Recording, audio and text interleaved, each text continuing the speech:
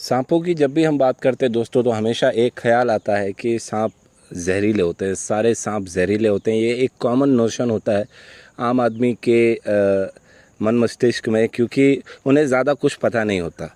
जो थोड़ी बहुत जानकारी रखते हैं उनके पास ये होता है कि कुछ सांप जो होते हैं वो विषैले होते हैं और कुछ जो होते हैं वो विषहीन होते हैं। लेकिन एक और प्रजाति होती है दोस्तों जो हल्की विषैली होती है, या माइल्डली वेनमस जिसे हम अंग्रेज़ी में कहते हैं। वो इसलिए क्योंकि इनका जहर जो विषैले सांप है उनकी तरह तीखा और तेज़ नहीं होता, लेकिन ये नॉन वेनमस की तरह बिल्कुल विषहीन भी नहीं होते। इनका जो विष होता है वो इतना तेज़ ज़रूर होता है कि ये अपने शिकार को परास्त करने के लिए उसका इस्तेमाल कर सकते हैं, शिकार को मारने के लिए इस्तेमाल कर सकते हैं। और इसका एक सबसे बेहतरीन उदाहरण है फॉस्टन्स कैट स्नेक, बॉयगा फॉस्टनी चिंगराज, जिसे आप इस वक्त अपनी स्क्रीन पर देख रहे हैं। ये दोस्तों कुछ चुनिंदा उन सांपों में से है जो माइल्डली वेनमस है और साथ ही साथ एर्बोरियल भी है। काफ़ी शानदार होता है दोस्तों, और इसका ये मॉर्फ काफ़ी कम देखने को मिलता है। आपने ब्लैक एंड ग्रे में ज़रूर देखा होगा इसे, लेकिन ये हल्का सा ऑफ ब्राउनिश कलर का है, जैसा कि एक बॉयगा ट्रिगोनाटा दिखता है उस तरीके का इसका अपीयरेंस दिख रहा है।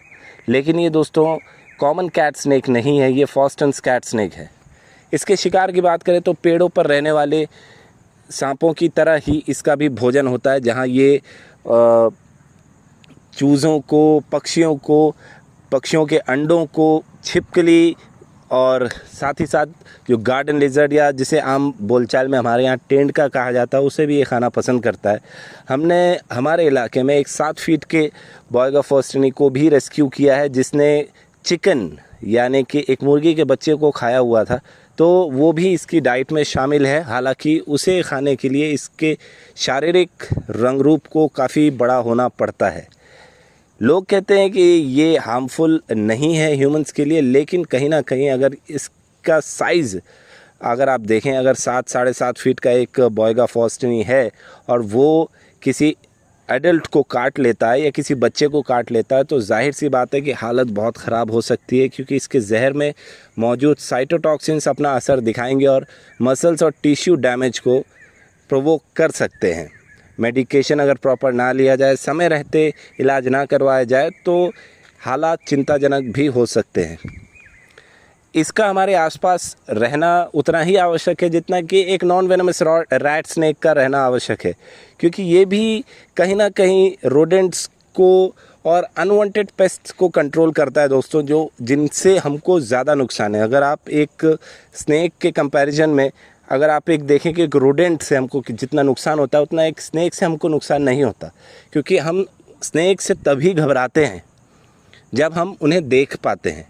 कई बार जब तक वो हिडन रहते हैं हमें तो उनकी मौजूदगी का पता ही नहीं चलता और वो अपना काम करते रहते हैं, लेकिन अचानक से किसी दिन हमारी नज़र पड़ जाती है और हम घबरा जाते हैं, और कई बार डर हमारे मन मस्तिष्क पर भारी होता है और हम उन्हें मौत के घाट उतार देते हैं। लेकिन दूसरी तरफ अगर आप देखें कि एक रोडेंट से आपको कितना नुकसान है, तो रोडेंट दोस्तों आपके घर का अन्न खाता है और आपके ही घर की नींव भी खोदता है।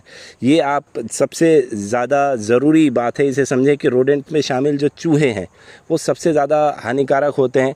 कई तरह के वायरसेस, बैक्टीरियाज़, इन्फेक्शंस को वो अपने साथ कैरी करते हैं और उनसे कई तरह की घातक बीमारियां होती हैं। एक पूरा कुनबा, एक पूरी सभ्यता ख़त्म हो गई थी 14वीं शताब्दी में चूहों के कारण।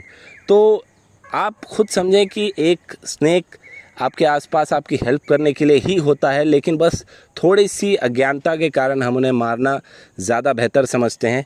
अक्सर ही ये हमें कहा जाता है दोस्तों कि ये स्नेक है, हमारे बच्चों को डर लग रहा है, बच्चों को खा जाएगा। तो अनटिल एंड अनलेस आप किसी स्नेक को छेड़ नहीं रहे तो वो आपको भी परेशान नहीं करेगा। इस वक्त हम उसके काफ़ी नज़दीक हैं, बहुत ज़्यादा तो नहीं लेकिन नज़दीक ज़रूर हैं, लेकिन हम उसे किसी तरह से परेशान नहीं कर रहे, उसके आगे कोई ऐसा मोशन नहीं कर रहे हैं जिससे वो ट्रिगर्ड हो या परेशान फील करे। इसी कारण वो चुपचाप एक स्थान पर बना हुआ है। लेकिन अगर वही हम इसे छेड़ते हैं, इसकी पूंछ को टच करते हैं, ज़बरदस्ती इसके पास जाके सेल्फीज़ लेने का या और कुछ करने का प्रयास करते हैं, तो ये नर्वस होके घबराहट में, अपने बचाव में, डिफेंस में काट सकता है। ये काफ़ी डिफेंसिव होते हैं और ज़्यादा प्रोवोक किए जाने पर अटैक कर सकते हैं। तो दोस्तों इसी तरीके के रोचक वीडियोज़ के लिए आप सब्सक्राइब कर सकते हैं टीम एशियन प्रकृति और हम। आज के वीडियो में इतना ही। जय हिंद, वंदे मातरम।